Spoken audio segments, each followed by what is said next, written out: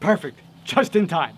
Welcome to the 12th annual FilmOneFest. This is week 3, and I am PJ Bracco, your host. Come on into the Red Hook Film Short Shack, and let's watch some short shorts. I absolutely love the genre of sci-fi. I remember when I was a kid, I used to stop everything just to catch the next episode of Star Trek. I always imagined myself as a Vulcan or a Klingon or something like that. I know it's a big difference between the two. Tonight's episode comes jam-packed with some crazy unpredictabilities, a little show and tell, some determination and beating the odds, spy thrillers, scary monsters, some soft little fuzzy things, and some really good sci-fi. When the screening's over, I get to meet with Sashia and Paul, the creators of the movie Neptune, right here in the Red Hook Film Short Shack. So stick around. All right, guys, sit back and hold on tight. Roll it.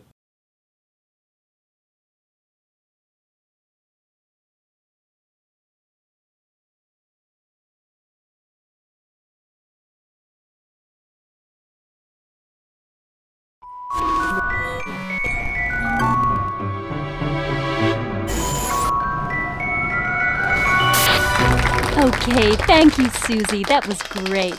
Now, who's next? Come on, Charlie. Show the class what you've brought for show and tell. Hi. I've brought my, Now, Charlie, introduce yourself. Oh, yeah. My name's Charlie, Phantom, and I'm showing my pet. Pet what? Ew. Is that a bird? He's my pet. He's my pet, bat. A bat? bat? Ew. Gross! No, he's a nice bat. Look how cute he is. Charlie, what kind of bat is it? He's a vampire bat. No! Damn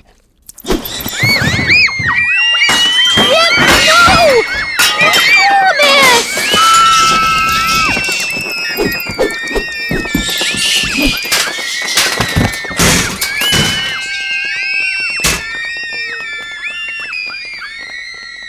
Oh, that went well.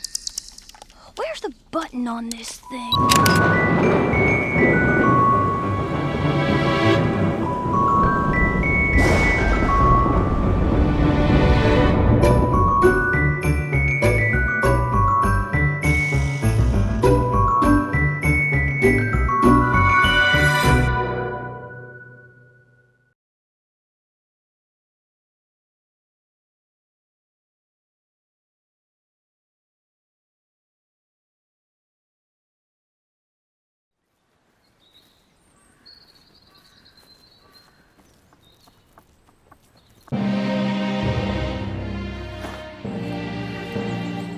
George, on this beautiful morning, we meet here for the destiny... Yes, enough. I'm here to duel, Francis. I won't listen to your nonsense.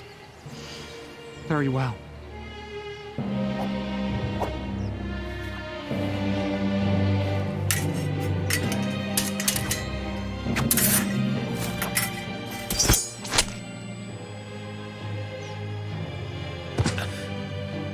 Dear Mother, I died, leaving you penniless, and with plague.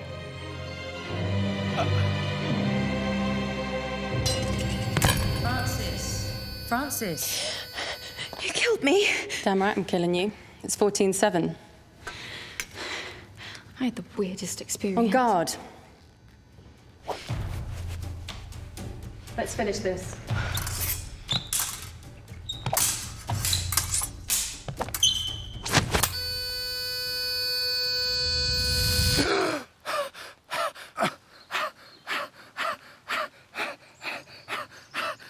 I'm alive. Enough of this nonsense.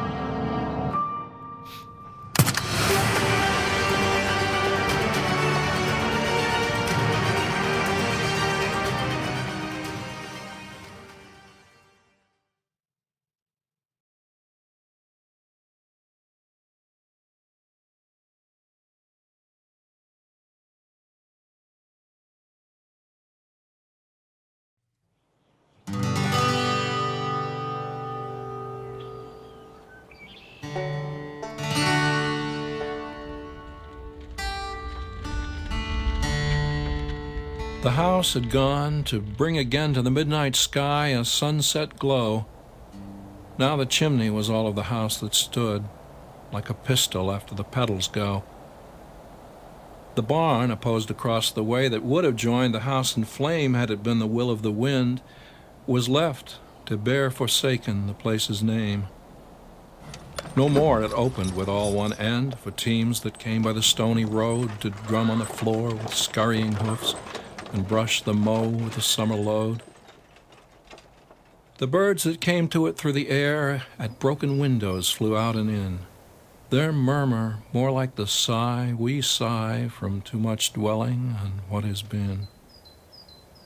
Yet for them, the lilac renewed its leaf, and the aged elm, though touched with fire, and the dry pump flung up an awkward arm, and the fence post carried a strand of wire.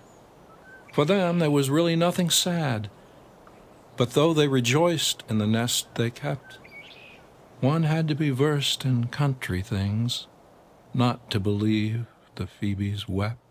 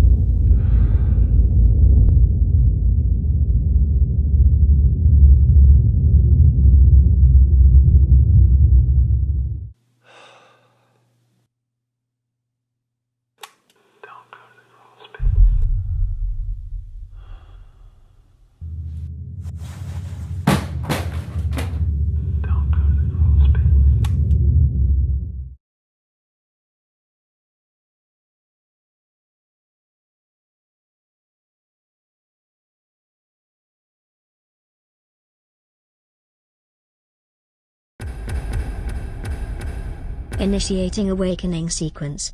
5, 4, 3, 2, 1.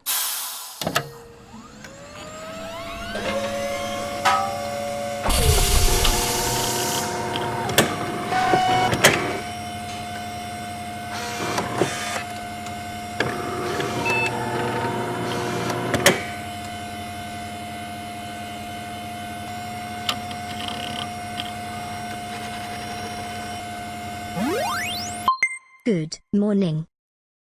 Relax. You are fine. I'm monitoring your every body function.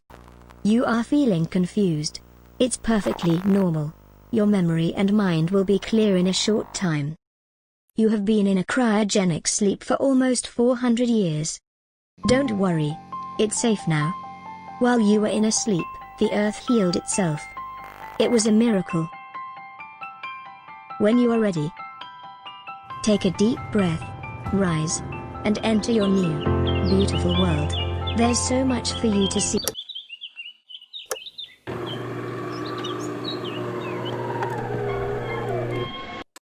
Oh.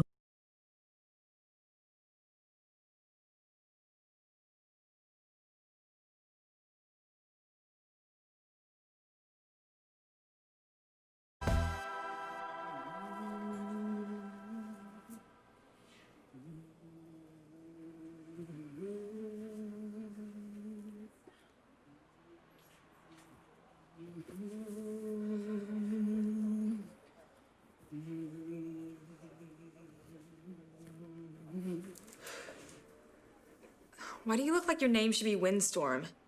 And are you for real? What? You're not wearing any shoes, Jenny. But I have brought a windpipes. What the... Dave Davies is gonna come in any second. Have you prepped his file? Yes, sir. It is right over here. Put some shoes on before... I don't wear shoes anymore. What? I'm practicing earthing. Earthing? Earthing.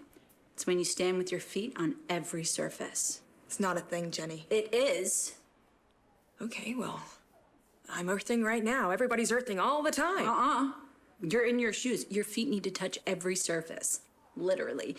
You know, it's all about connecting. Literally. Do you want to try it with me? No. I don't want to try anything with you or your disgusting hobbit feet. Now hurry up before he gets here. Oh, thank God. Oh!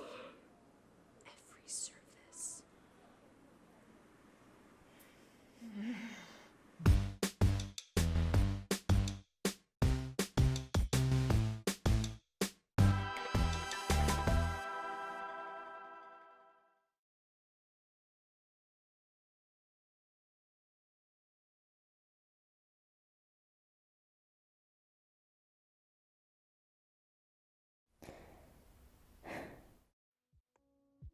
Er 12 år. Det vil si at jeg faktisk har livet i 12 hele år. Jeg minns ikke godt fra hesten årene. Eller ikke alt, ikke til å være baby, men annars minns nok snakk.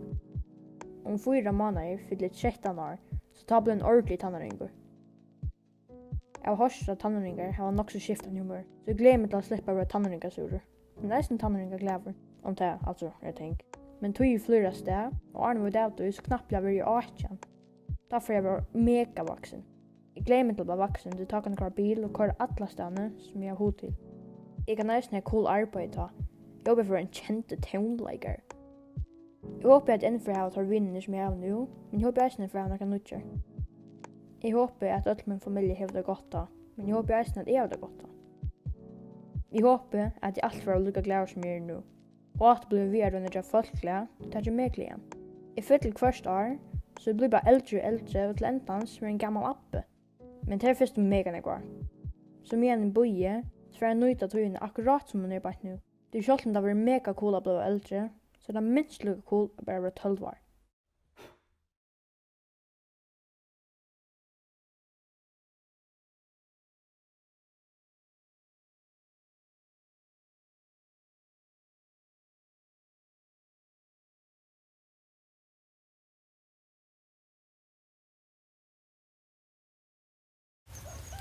Adolf? Ich habe keinen Sohn, der Adolf heißt. Und das wirst du auch nie.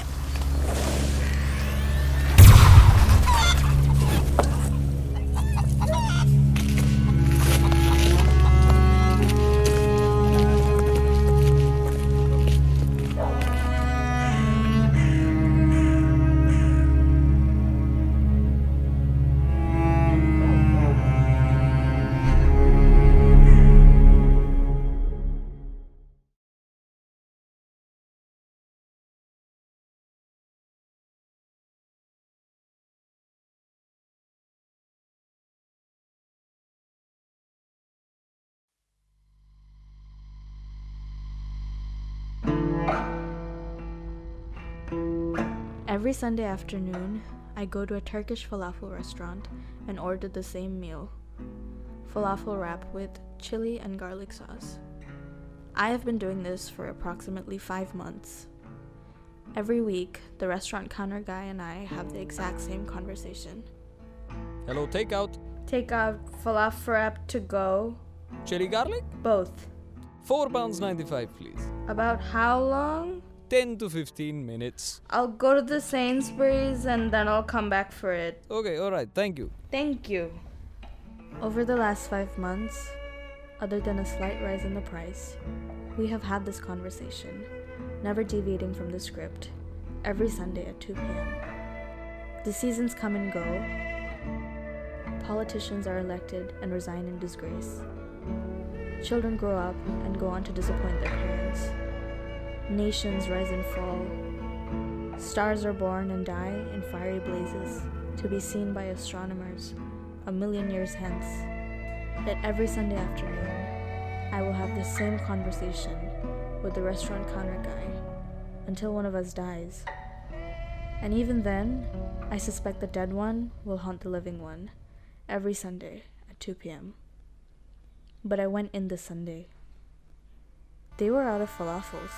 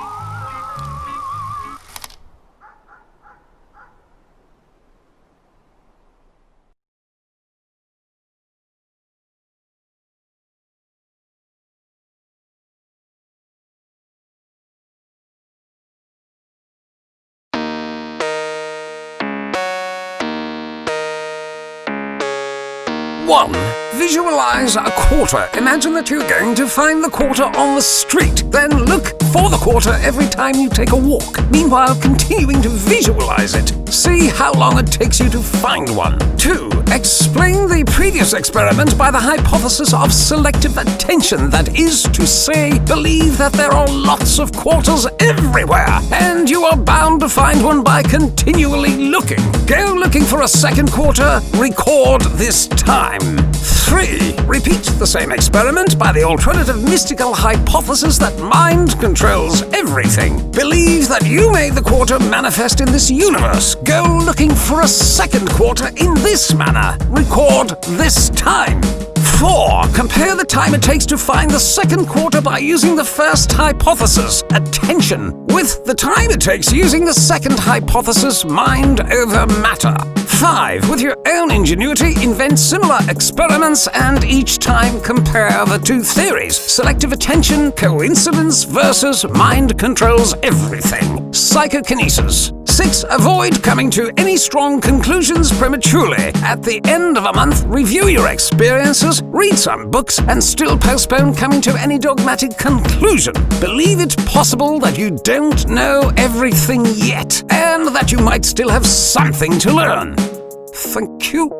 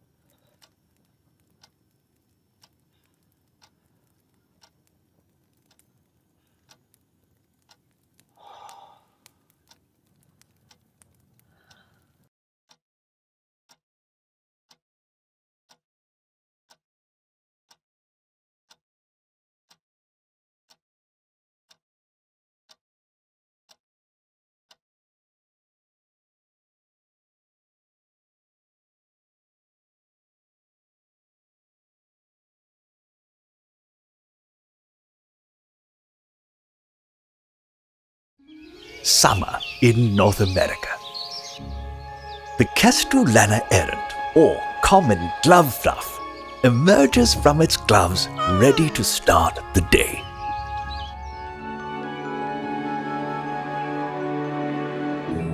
The glove fluff will spend the next few months roaming the apartment collecting stray lint. It is preparing a nest for winter. If it does not work fast, the fluff will be homeless. After a long day, the fluff returns home, only to discover an intruder, a capillum nodum, or hair knot. Glove fluffs are very territorial, and as a result are prone to assume the worst.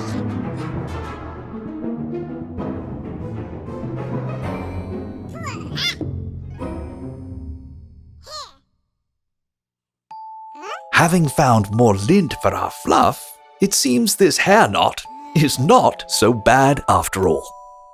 Months later, we return to find the completed nest. After some finishing touches, our glove fluff and hair knot settle down, ready to wait out the cold Canadian winter in safety and comfort. They will stay here until spring cleaning, when the yearly cycle will start anew. Such is life in the world of the fluffs.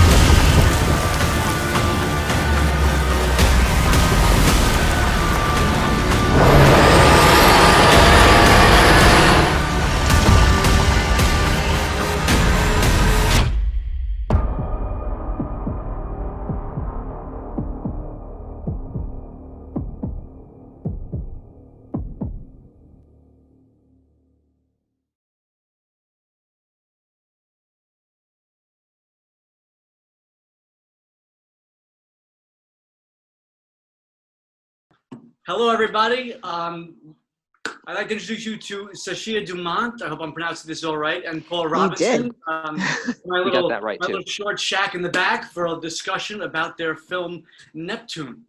Sashia and Paul, it is a pleasure to meet you. You too. Thank you so much for having us. Thank you for being here. How are you guys? Good. We're good. Considering, you know. Yeah. All things considered. So let's talk about Neptune. That film is wild. It's some crazy stuff. I love sci-fi. Yeah. Yeah, us too.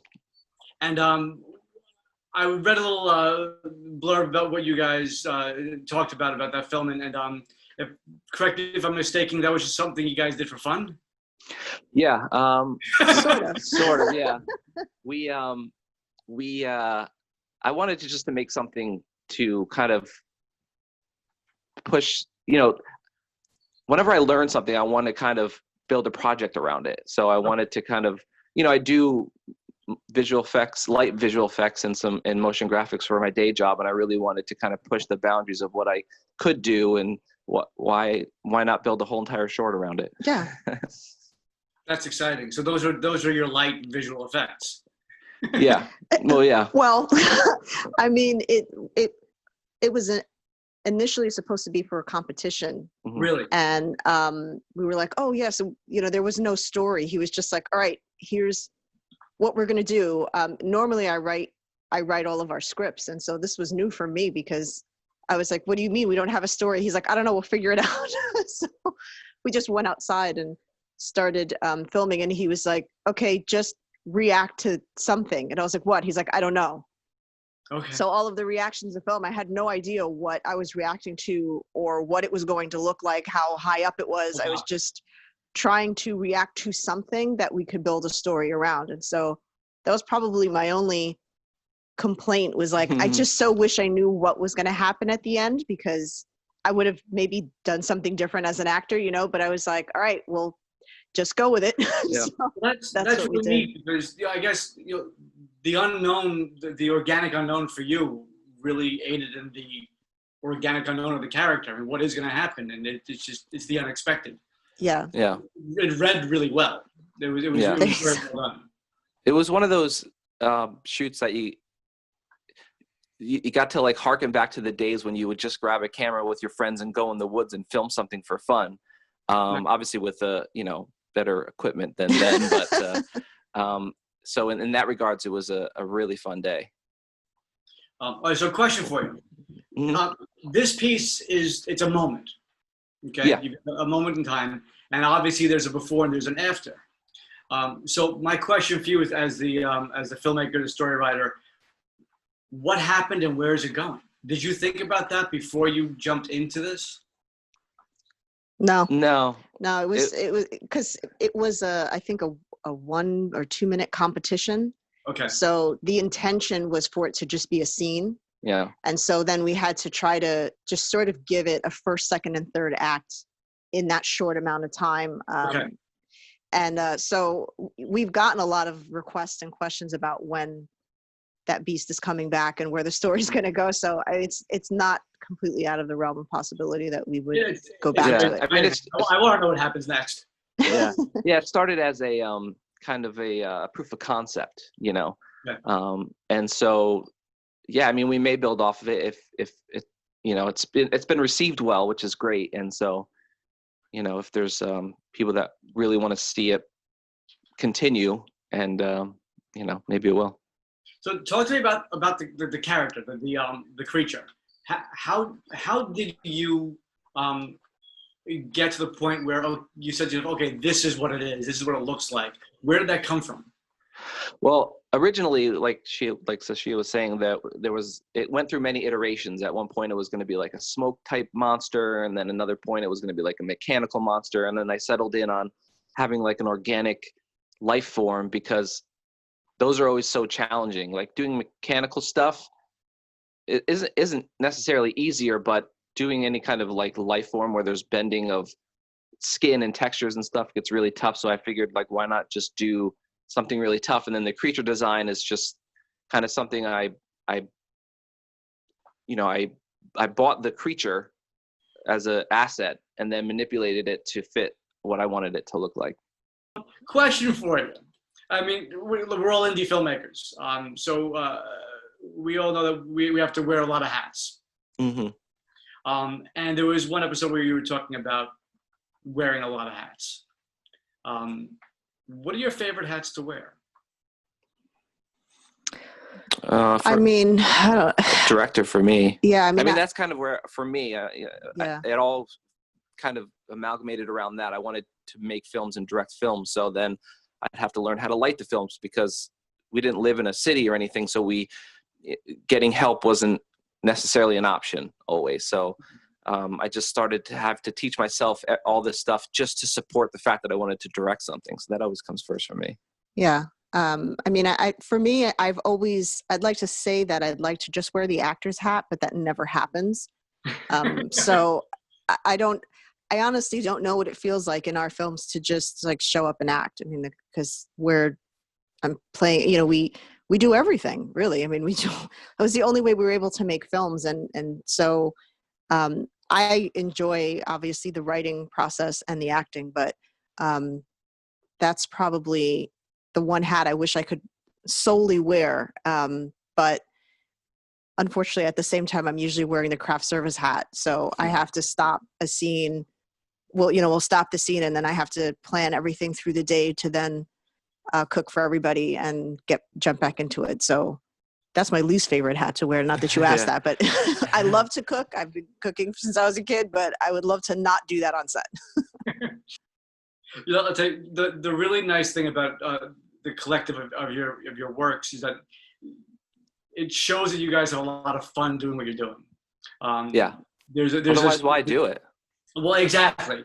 I mean, there's a certain comic element that it's really nice. It flows through, and it leaves a very nice feeling after you watch your projects, after you watch your films. So it's some good stuff. So, listen, congratulations on getting into the festival. Thank you. Thank you so much. It's a fantastic film, and I'm excited. I'm looking forward to seeing where it goes next. I want to know. Best luck to you both. Stay safe, and thank you for joining me. I really enjoyed this conversation. You too. Thank you so much for having us. You guys stay safe as well. Take care. Stay safe.